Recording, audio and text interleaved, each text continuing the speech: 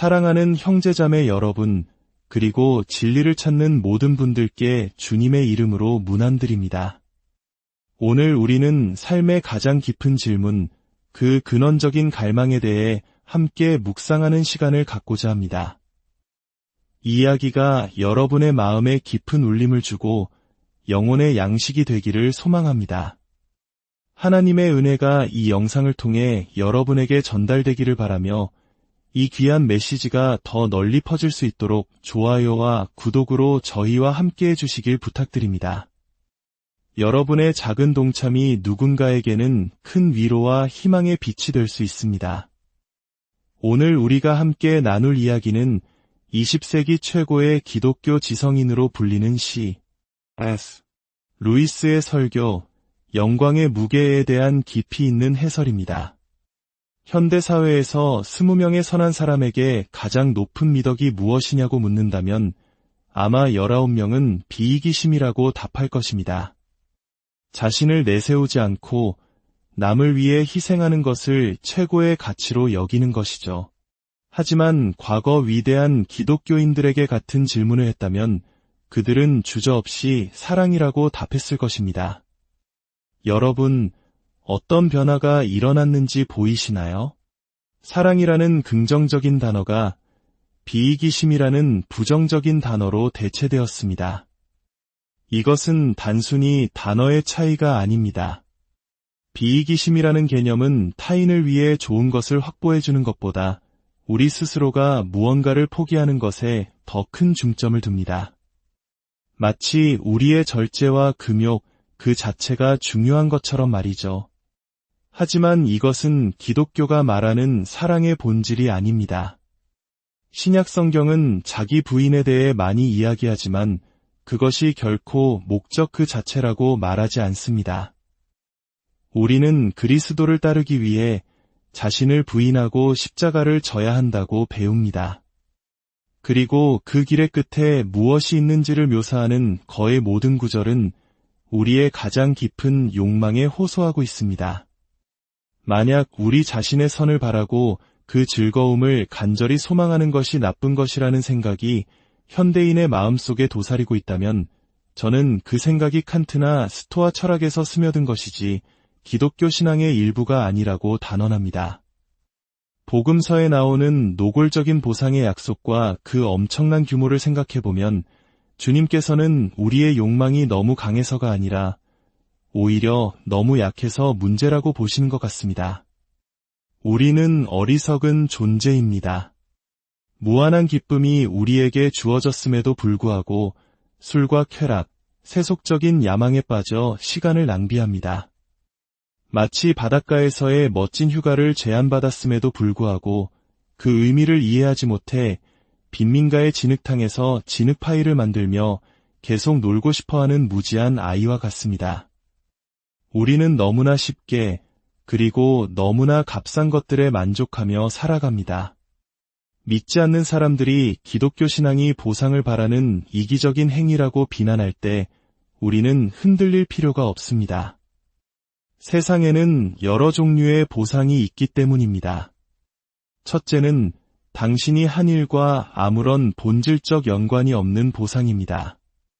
돈이 사랑의 자연스러운 보상이 아닌 것처럼 말입니다. 그래서 우리는 돈 때문에 여자와 결혼하는 남자를 속물이라고 부릅니다. 하지만 둘째로 합당한 보상이 있습니다. 결혼은 진정한 사랑을 하는 사람에게 합당한 보상이며 그는 그것을 원한다고 해서 속물이 아닙니다. 죄회를 얻기 위해 잘 싸우는 장군은 용병과 같지만 승리를 위해 싸우는 장군은 그렇지 않습니다. 승리는 전투에 합당한 보상이기 때문입니다. 합당한 보상은 행위의 결과에 덧붙여지는 것이 아니라 그 행위 자체가 완성되는 것입니다.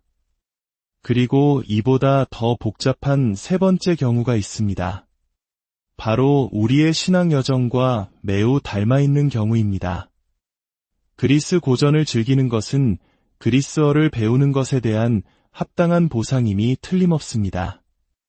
하지만 오직 그 단계에 도달한 사람만이 자신의 경험을 통해 그것을 알 수 있습니다. 이제 막 그리스어 문법을 시작한 학생은 사랑하는 사람이 결혼을 고대하듯 소포클레스를 읽는 즐거움을 내다볼 수 없습니다. 그는 점수를 위해 혹은 벌을 피하기 위해 또는 부모님을 기쁘게 해드리기 위해 공부를 시작해야만 합니다. 기껏해야 지금으로서는 상상하거나 욕망할 수 없는 미래의 좋은 것을 희미하게 기대할 뿐입니다.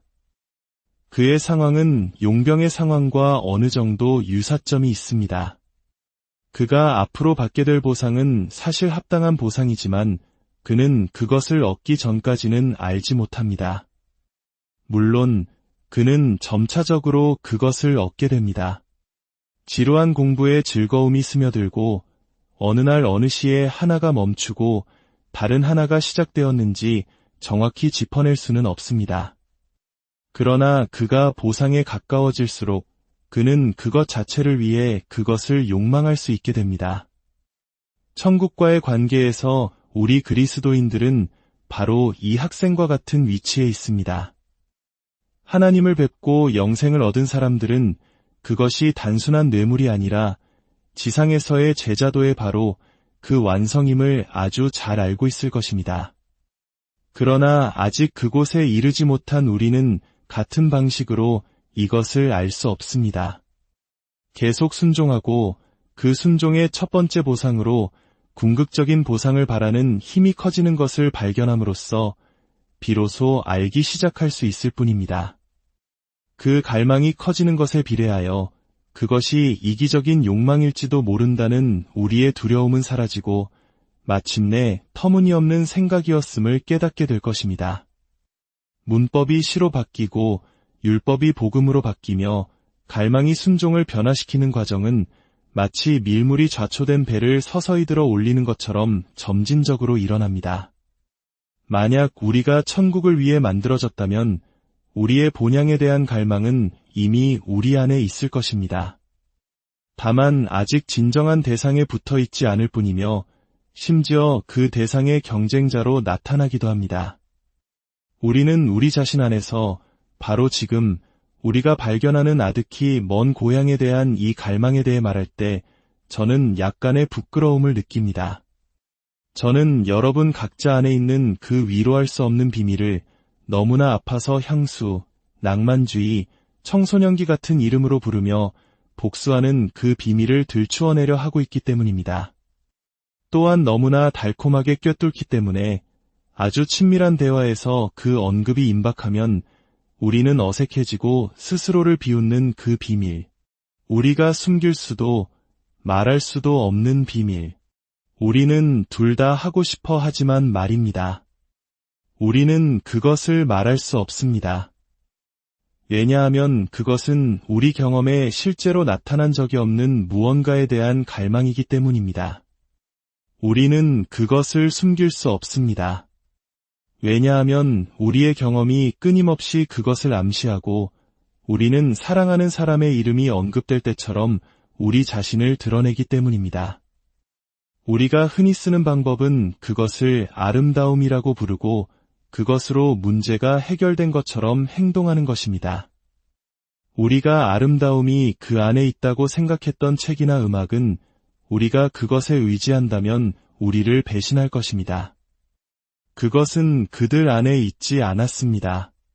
그것은 단지 그들을 통해 왔을 뿐이고 그들을 통해 온 것은 갈망이었습니다. 이 모든 것들, 즉 아름다움, 우리 자신의 과거에 대한 기억은 우리가 진정으로 원하는 것에 대한 좋은 이미지입니다. 그러나 그것들이 실체 자체로 오인되면 그것들은 말 못하는 우상이 되어 숭배자들의 마음을 아프게 합니다. 왜냐하면 그것들은 실체 그 자체가 아니기 때문입니다. 그것들은 우리가 아직 찾지 못한 꽃의 향기일 뿐이며 우리가 듣지 못한 곡조의 메아리이며 우리가 아직 방문한 적이 없는 나라에서 온 소식일 뿐입니다. 여러분은 제가 주문을 외우고 있다고 생각하십니까? 그럴지도 모릅니다. 하지만 동화를 기억하십시오. 주문은 마법을 거는데 사용될 뿐만 아니라 마법을 깨는데도 사용됩니다. 그리고 당신과 저는 거의 100년 동안 우리에게 씌워진 세속주의라는 사악한 마법에서 우리를 깨울 수 있는 가장 강력한 주문이 필요합니다.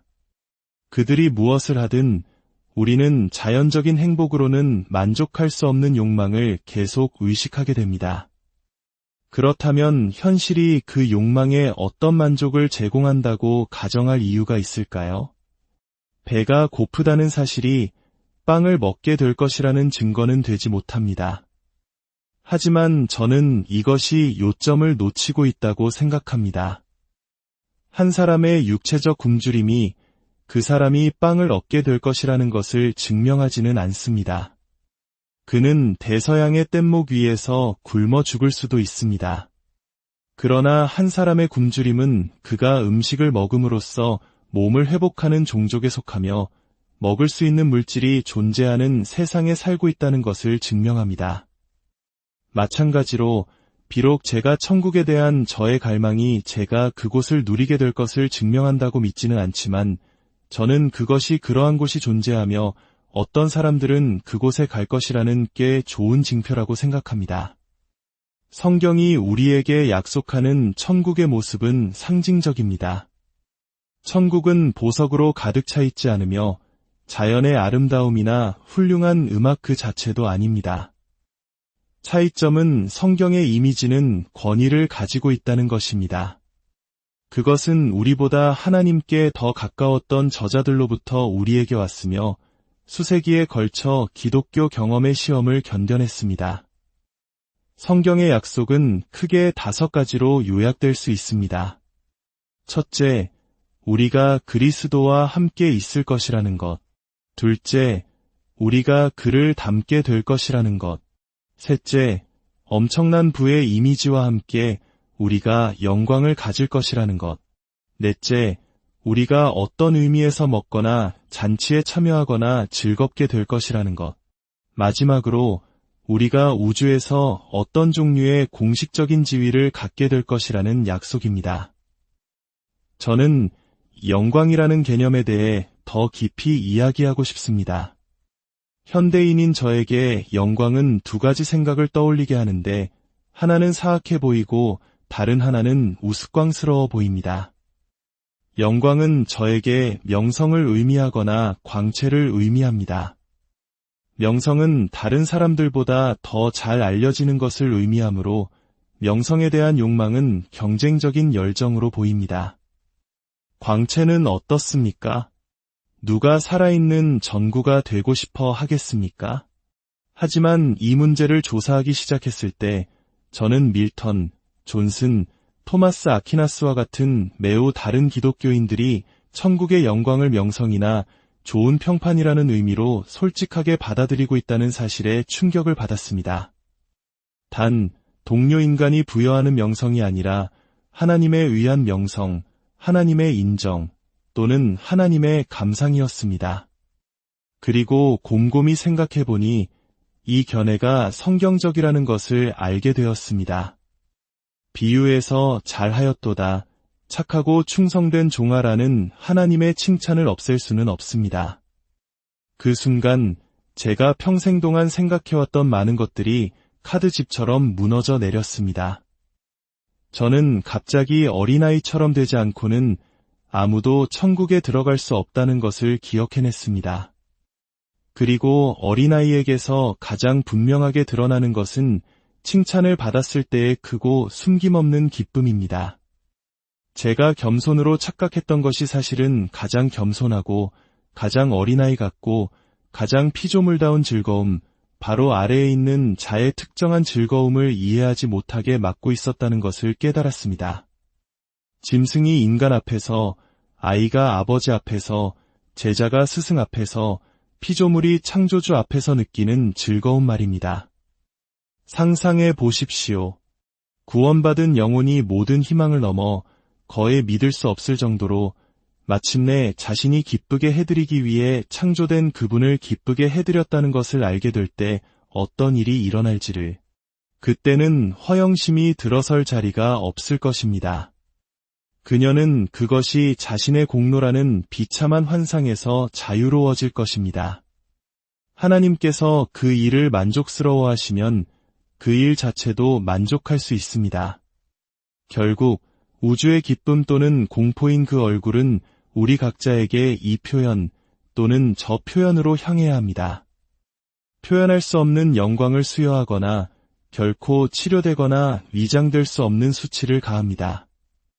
우리가 하나님에 대해 어떻게 생각하는지가 중요한 것이 아니라 하나님께서 우리에 대해 어떻게 생각하시는지가 무한히 더 중요합니다. 영광의 약속은 우리 중 일부, 진정으로 선택하는 우리 중 누구라도 그 심사를 실제로 통과하고 인정을 받고 하나님을 기쁘시게 할 것이라는 거의 믿을 수 없는 약속입니다. 하나님을 기쁘시게 하는 것, 하나님의 행복의 진정한 요소가 되는 것, 하나님께 사랑받는 것, 이것이야말로 우리의 생각이 거의 감당할 수 없는 영광의 무게 또는 부담입니다. 이것은 우리 영적 갈망의 또 다른 특징으로 이어집니다. 우리는 아름다움을 단순히 보는 것만을 원하지 않습니다. 우리는 말로 표현하기 힘든 다른 것을 원합니다. 우리가 보는 아름다움과 하나가 되는 것, 그 안으로 들어가는 것, 우리 자신 안으로 그것을 받아들이는 것, 그 안에서 목욕하는 것, 그것의 일부가 되는 것입니다. 지금 우리는 세상의 바깥쪽, 문저편에 있습니다. 우리는 아침의 신선함과 순수함을 분별하지만 그것들이 우리를 신선하고 순수하게 만들지는 못합니다. 우리는 우리가 보는 찬란함과 섞일 수 없습니다. 그러나 신약의 모든 잎사귀는 그것이 항상 그렇지 않을 것이라는 소문으로 바스락거립니다. 언젠가 하나님의 뜻이라면 우리는 안으로 들어갈 것입니다. 자연은 죽습니다. 우리는 그녀보다 오래 살 것입니다. 모든 태양과 성운이 사라진 후에도 여러분 각자는 여전히 살아있을 것입니다. 자연은 단지 이미지, 상징일 뿐입니다. 그러나 그것은 성경이 저에게 사용하라고 권하는 상징입니다. 우리는 자연을 통과하여 그 너머로 그녀가 충실하게 반영하는 그 찬란함 속으로 들어가도록 부름받았습니다. 그리고 그곳에서 자연 너머에서 우리는 생명나무의 열매를 먹을 것입니다. 십자가가 왕관보다 먼저 옵니다. 그리고 내일은 월요일 아침입니다. 세상의 무자비한 벽에 틈이 열렸고 우리는 우리의 위대한 대장을 따라 안으로 들어가도록 초대받았습니다.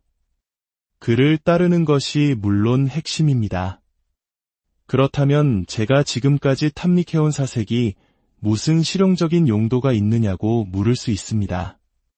저는 적어도 한 가지 그런 용도를 생각할 수 있습니다. 각자 자신의 잠재적인 영광에 대해 너무 많이 생각하는 것은 가능할지 몰라도 이웃의 영광에 대해 너무 자주 또는 너무 깊이 생각하는 것은 거의 불가능합니다. 내 이웃의 영광의 짐, 무게 또는 부담이 매일 내 등에 지워져야 합니다. 너무 무거워서 오직 겸손만이 그것을 감당할 수 있고 교만한 자의 등은 부러질 것입니다. 가능성 있는 신들과 여신들의 사회에 산다는 것은 진지한 일입니다. 당신이 대화할 수 있는 가장 따분하고 재미없는 사람도 언젠가는 당신이 지금 본다면 강하게 숭배하고 싶은 유혹을 받을 만한 피조물이 될 수 있다는 것을 기억하는 것, 또는 악몽에서나 만날 수 있는 공포와 타락이 될 수 있다는 것을 기억하는 것입니다. 온종일 우리는 어느 정도 서로가 이 목적지 중 하나 또는 다른 하나로 가도록 돕고 있습니다.